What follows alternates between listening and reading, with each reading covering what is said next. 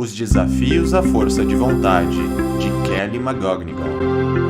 Por que a força de vontade é tão importante? Estudos apontam que pessoas que têm maior força de vontade possuem melhor controle mental e emocional, são mais felizes e saudáveis, têm relacionamentos mais satisfatórios e duradouros, conquistam maior sucesso profissional, ganham mais dinheiro, superam maiores desafios e até vivem por mais tempo.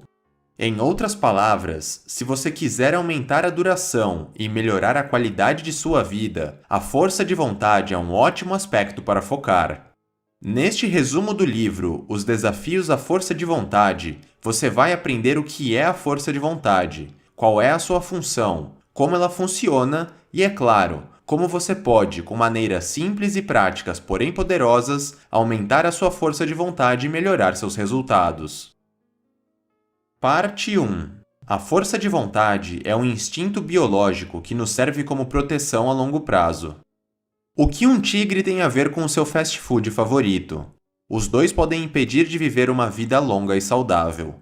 Por esse motivo, a natureza nos deu os instintos para lutar tanto contra o tigre, quanto contra a tentação de ingerir alimentos não saudáveis.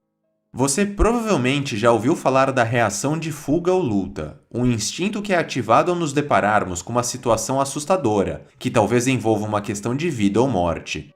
Basicamente, nessas situações, é como se todo o seu corpo fosse envolvido e conectado por esse instinto que permite a utilização de toda a sua energia disponível para tentar lhe salvar do perigo.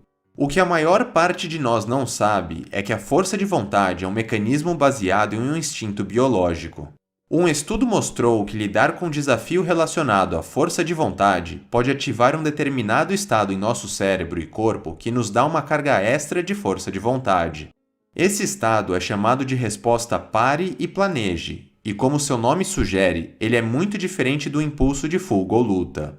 Enquanto o impulso de fuga ou luta te torna mais alerta, ampliando a sua percepção de uma ameaça externa e te tornando mais ágil, para evitar um tigre, por exemplo, o impulso de pare e planeje troca seu foco para questões internas, aquelas que envolvem as relações entre seu lado racional e o seu lado impulsivo.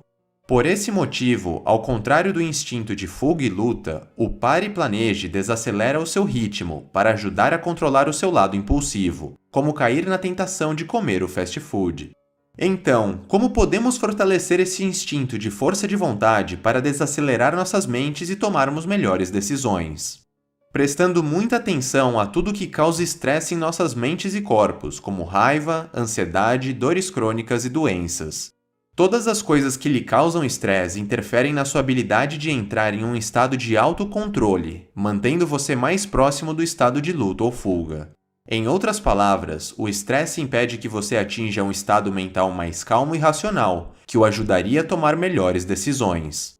Contudo, existem diversas maneiras práticas e realmente funcionais de reduzir o estresse e aumentar a sua resistência a ele, consequentemente, expandindo a sua força de vontade.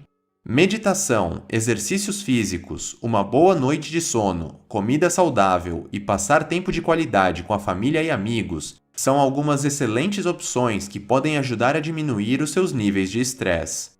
Até mesmo sair de casa e ter contato com a natureza por alguns minutos pode lhe dar uma carga rápida de força de vontade e reduzir o estresse. Parte 2. A força de vontade é como um músculo, pode ser treinado e fortalecido, mas também pode ficar exausto e sem energia. Você já ajudou um amigo a fazer mudança? No fim do dia, os seus músculos estão tão cansados que você não poderia carregar mais nada, mesmo se quisesse. Talvez, em uma situação como essas, você diria para si mesmo: se eu fizesse exercícios regularmente, eu talvez estivesse menos cansado. A força de vontade funciona de maneira parecida. Ela é como um músculo, que pode ser treinado e fortalecido. Por outro lado, se você já tentou praticar algum exercício físico, você sabe que depois de um certo tempo, o seu corpo se sente esgotado. Com a força de vontade acontece exatamente a mesma coisa. Ela é como uma bateria, a energia é limitada. Você vai usando ao longo do dia e uma hora ela acaba. Fazer decisões, controlar suas emoções, fazer tarefas que geram resistência, participar de reuniões ou até ficar preso no trânsito. Talvez você nem perceba, mas grande parte destas e muitas outras coisas que você faz durante o dia consomem sua energia mental e impedem que ela esteja disponível para que você faça as coisas que realmente gostaria de fazer, como tomar decisões melhores em relação à sua alimentação ou trabalhar em um projeto pessoal. Por outro lado, assim como é possível treinar e crescer os músculos do seu corpo fazendo exercícios físicos, é possível treinar seu músculo da força de vontade superando desafios.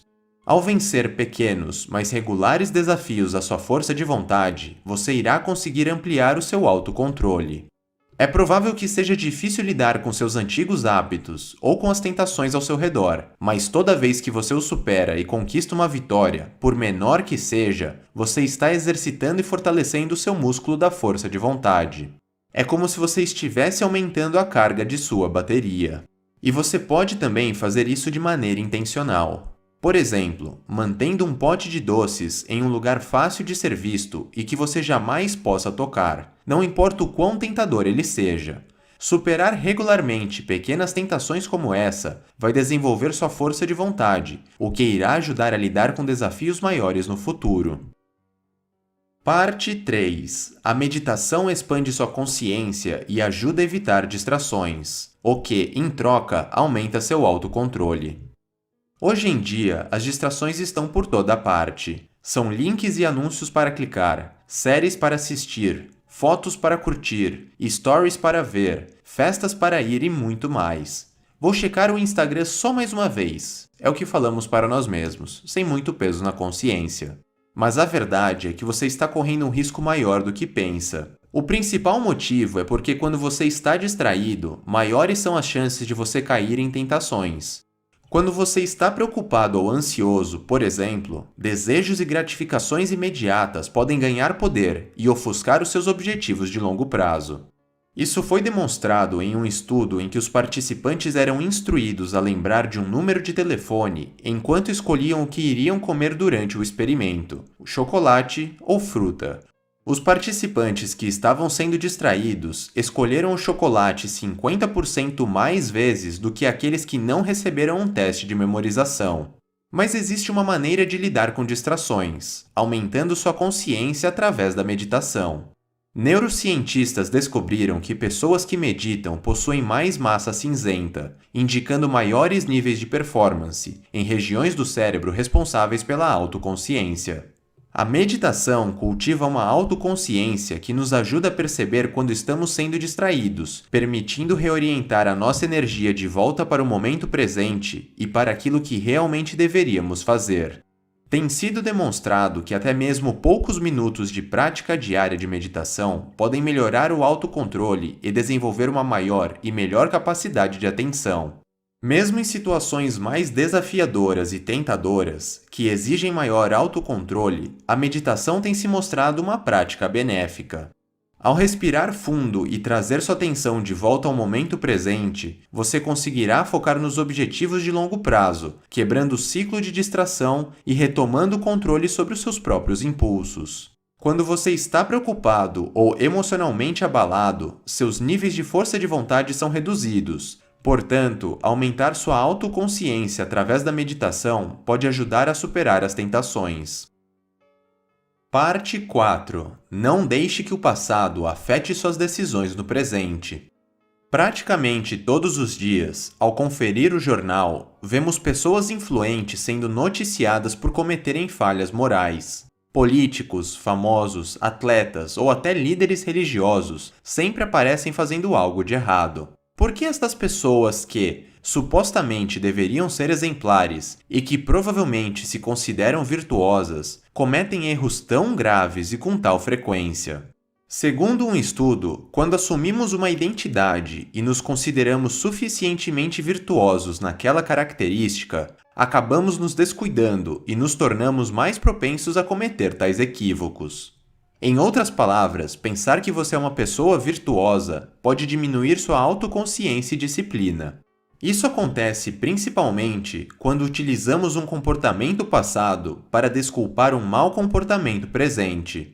Achamos que por possuirmos determinada qualidade ou por termos realizado uma boa ação, Cometer uma falha ou nos darmos uma recompensa ruim é algo aceitável. Como, por exemplo, achar que merecemos comer algum alimento cheio de açúcar e gordura como forma de recompensa pelo treino feito na academia. A verdade é que esta é uma atitude contraproducente. Dar a si mesmo uma recompensa que atrapalha seu objetivo de longo prazo não é uma estratégia muito boa para o sucesso. Afinal, talvez você nem esteja saindo do lugar. Então, não permita que seus sucessos arruinem sua disciplina. Caso contrário, você pode se encontrar anulando seu progresso ao permitir se deixar levar pelas suas vontades momentâneas. Ao invés disso, faça aquilo que sustente os seus objetivos no longo prazo, mas não que seja algo tão difícil ao ponto de você não conseguir ser consistente na maior parte do processo. Parte 5. Quando o sistema de recompensa do seu cérebro toma o controle, a tentação torna-se quase irresistível. Por que nós frequentemente nos sentimos mal e culpados depois de satisfazer nossos desejos imediatos, como comprar um sapato que não precisamos ou passar um dia inteiro em frente à televisão? E por que fazemos isso de novo, mesmo sabendo que não deveríamos? Isso acontece porque o sistema de recompensa do seu cérebro nem sempre é seu amigo, e às vezes ele leva você na direção errada. O que acontece no cérebro quando sentimos que ansiamos alguma coisa? Primeiro, você vê ou sente o cheiro de algo que deseja, o que já é o suficiente para ativar o sistema de recompensa de seu cérebro. Esse sistema libera um neurotransmissor ligado ao prazer chamado dopamina, que ativa áreas do cérebro responsáveis pela atenção, motivação e ação. Esta liberação de dopamina pode ser ativada por qualquer coisa relacionada a se sentir bem, como uma placa de 70% de desconto em uma loja do shopping, o cheiro da pizza sendo assada no forno ou um rosto atraente sorrindo para você. Quando a dopamina é liberada, o objeto que a gerou torna-se praticamente irresistível, mesmo se for contra o seu objetivo de longo prazo. É por isso que iniciamos atividades e fazemos escolhas que nos parecem irresistíveis assim que as vemos, mas depois nos sentimos culpados e até arrependidos. Diferente de nós, nossos antepassados pré-históricos não sofriam com este mecanismo de recompensa. Na realidade, querer comer alimentos calóricos ou em grandes quantidades era uma vantagem, já que acumular energia era um importante mecanismo de sobrevivência. Mas mesmo que esse mecanismo impulsivo não seja tão útil nos dias atuais, ele ainda está lá, e temos de garantir que ele não irá nos levar a fazer escolhas não saudáveis e insensatas, das quais teremos grandes chances de nos arrepender. Então, o que você pode fazer? Você pode fazer desta fraqueza a sua força, combinando tarefas desagradáveis, mas necessárias e úteis, com algo que faça sua dopamina ser liberada. Por exemplo, assistir a sua série favorita no Netflix enquanto você caminha na esteira. Desta forma, você estará se exercitando de maneira muito mais prazerosa. Parte 6. Sentir-se mal prejudica sua força de vontade, provocando desejos e expectativas elevadas. O estresse é uma fonte comum de infelicidade e insatisfação. Pode ser causado por preocupações profissionais ou pessoais, mas também por eventos externos, como más notícias no jornal. O estresse é uma das maiores ameaças à sua força de vontade, pois leva aos temidos anseios. Como? O estresse faz você se sentir mal, seja consigo mesmo ou com algo externo. Consequentemente, isso lhe motiva a fazer alguma outra coisa para tentar se sentir melhor. Mas, infelizmente, e até de forma inconsciente, muitas vezes acabamos buscando maneiras fáceis e rápidas de nos sentirmos melhor. Porém, mais tarde, tais escolhas acabam nos fazendo mal e nos gerando arrependimentos. Por exemplo, perder dinheiro numa aposta pode fazer você se sentir muito perturbado e querer continuar jogando para tentar recuperar o dinheiro, e assim aliviar o estresse. Mas este impulso pode levar a riscos cada vez maiores e, eventualmente, fazer você perder uma grande fortuna. Ou então, para tentar aliviar esse estresse, talvez você ache que beber vai te fazer se sentir melhor. Porém, mais tarde, é provável que você fique ainda mais arrependido. Então, como podemos superar situações como essas? Quando você se sentir estressado, não ceda aos desejos imediatos. Em vez disso, experimente estratégias de alívio de estresse que tenham um efeito mais sustentável, como, por exemplo, fazer exercícios físicos, rezar, meditar, ler, caminhar, de preferência em contato com a natureza, passar tempo com as pessoas que gosta e, é claro, praticar o seu hobby preferido. Essas atividades podem até envolver mais esforço, porém, elas realmente reduzem o estresse, recuperam o dano causado, lhe dão um sentimento de satisfação e não de culpa, e, é claro, não fazem mal a você nem lhe geram futuros arrependimentos. Ao mesmo tempo, é importante que você não faça metas irrealistas para combater o estresse. Caso contrário, é provável que você acabe desistindo. Quando as pessoas atingem o fundo do poço, muitas vezes, elas decidem que a melhor coisa a se fazer é mudar total e drasticamente suas vidas. No entanto, isso pode ter um efeito contrário, pois quanto mais alto estabelecemos o nosso objetivo, mais difícil se torna sustentá-lo. O fracasso em satisfazer as nossas expectativas nos leva à frustração, à culpa, à dúvida, e assim, em breve, o mais provável é que abandonemos totalmente os nossos esforços e voltemos à situação que já nos encontrávamos antes. Para evitar esse destino, tenha sempre em mente: é melhor ir devagar e sempre do que querer ir rápido e acabar fracassando. Parte 7. Quando nos deixamos levar apenas pelo momento presente, tomamos más decisões para o nosso futuro. Alguma vez você já se comprometeu com muitas responsabilidades e mais tarde se viu sobrecarregado? Você às vezes se arrepende de escolhas feitas no passado quando olha para suas consequências hoje? Esses dois fenômenos são causados pela nossa inabilidade de projetar o futuro claramente, e especialmente de imaginar nossas próprias versões futuras. Em outras palavras, nossos futuros eus. Nós não enxergamos essas nossas versões do futuro como se fossem nós mesmos, mas sim como outras pessoas, distantes e diferentes. Nossos cérebros os percebem como estranhos, devido à nossa incapacidade de observar seus pensamentos e de experimentar seus sentimentos. Isso pode nos levar a adiar tarefas, pois acreditamos que, no futuro, teremos mais força de vontade para lidar com elas. Ou pior ainda, que, algum dia, os nossos futuros eus serão capazes de nos tirar dos buracos que nos metemos. Mas isso não leva você a lugar nenhum, porque o seu futuro eu não será diferente do seu eu presente enquanto você continuar tendo a mesma mentalidade, comportamentos e atitudes. E o que você pode fazer? Um bom método para se familiarizar mais com seu futuro eu é a visualização. Imagine o seu futuro, pensando em si mesmo sobre as decisões que está tomando agora e quais serão as consequências delas ao longo do tempo. O que mais faz com que negligenciemos nosso futuro? A nossa vulnerabilidade em relação às gratificações imediatas. Quando alguma coisa tentadora está olhando diretamente para você, muitas vezes resistir parece ser algo inútil, porque o mecanismo de nosso cérebro responde fortemente às recompensas e tentações visíveis. Diante de tais situações, nós superestimamos os benefícios que iremos obter com aquela gratificação imediata, e subestimamos o valor e o sentimento de exercer o autocontrole. Isso nos leva a tomar decisões equivocadas, que no futuro iremos nos arrepender.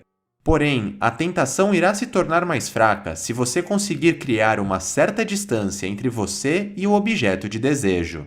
Por exemplo, quando tiver que lidar com uma tentação, tente imaginar como seu futuro eu irá se sentir e o que ele pensará sobre essa decisão que você está prestes a tomar. Em outras palavras, tente projetar as consequências da sua decisão atual na sua vida no futuro. Parte 8. Tentar resistir e ignorar desejos os torna ainda mais fortes. Aqui vai um desafio para você. Durante os próximos 5 minutos, você não pode pensar em ursos pandas. Você consegue fazer isso? A maioria das pessoas falha nesta tarefa.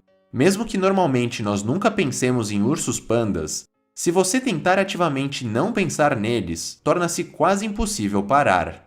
E o mesmo é verdade para os seus desejos. Embora a supressão pareça funcionar no início, na verdade, ela os torna ainda mais fortes. Isso foi demonstrado por um pesquisador que acreditava que suprimir o que queremos fazer nos leva a fazer exatamente aquela coisa.